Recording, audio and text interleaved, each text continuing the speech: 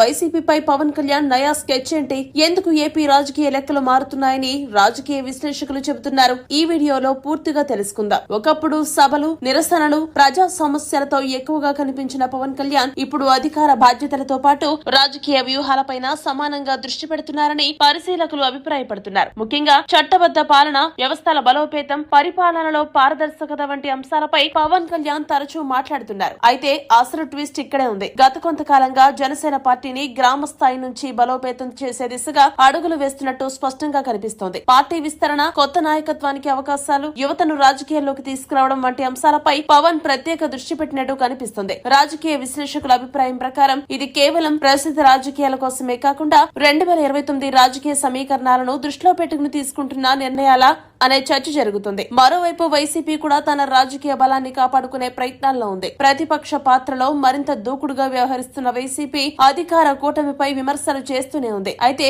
అధికార కూటమిలో కీలక భాగస్వామిగా ఉన్న పవన్ కళ్యాణ్ వైసీపీ విమర్శలకు రాజకీయంగానే సమాధానం ఇవ్వడానికి ప్రయత్నిస్తున్నారా అనే ప్రశ్న కూడా తలెత్తుతోంది. ఇక్కడే రాజకీయ లెక్కలు మారుతున్నాయని విశ్లేషకులు చెబుతున్నారు. ఎందుకంటే ఒకవైపు అధికారంలో ఉండి పరిపాలనలో భాగస్వామ్యం కావడం, మరోవైపు పార్టీని బలోపేతం చేయడం, అదే సమయంలో ప్రత్యర్థి పార్టీపై రాజకీయ ఒత్తిడిని కొనసాగించడం, ఇవన్నీ ఒకేసారి చేయడం అంత సులభం కాదు. కానీ ప్రస్తుతం పవన్ కళ్యాణ్ తీసుకుంటున్న నిర్ణయాలు చూస్తుంటే ఆయన పూర్తిగా కొత్త రాజకీయ వ్యూహంతో ముందుకు వెళుతున్నారా అనే చర్చ జోరుగా సాగుతుంది. అయితే దీనిపై వైసీపీ వాదన పూర్తిగా భిన్నంగా ఉంది. అధికార కూటమి తీసుకుంటున్న నిర్ణయాలపై వైసీపీ తీవ్ర విమర్శలు చేస్తూనే ఉంది. అదే సమయంలో జనసేన శక్తి, ప్రభావంపై కూడా రాజకీయ వాదోపవాదాలు కొనసాగుతున్నాయి. అయితే ఒక విషయం మాత్రం స్పష్టంగా కనిపిస్తోంది. 2024 తర్వాత ఏపీ రాజకీయాల్లో పవన్ కళ్యాణ్ పాత్ర గణనీయంగా పెరిగింది. ఇప్పుడు ఆయన తీసుకునే ప్రతి రాజకీయ నిర్ణయం రాష్ట్ర రాజకీయ సమీకరణాలపై ప్రభావం చూపే స్థాయికి చేరుకుందని రాజకీయ పరిశీలకులు అభిప్రాయపడుతున్నారు. ముఖ్యంగా వైసీపీ అధికారంలో ఉన్న సమయంలో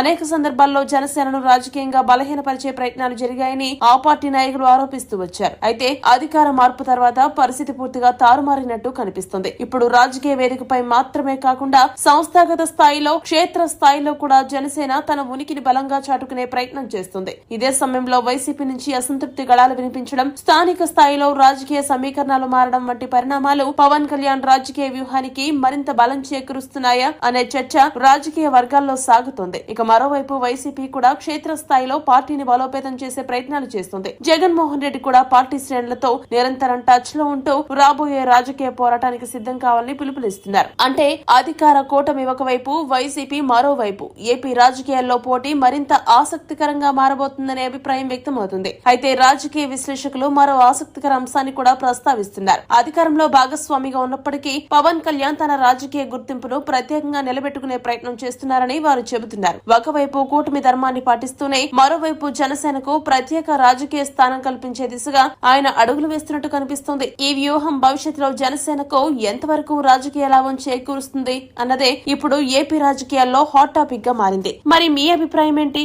వైసీపీపై పవన్ కళ్యాణ్ నిజంగానే కొత్త రాజకీయ వ్యూహంతో ముందుకు వెళుతున్నారా, లేక ఇది సాధారణ రాజకీయ పరిణామమేనా? మీ అభిప్రాయాన్ని కామెంట్ రూపంలో తెలియజేయండి.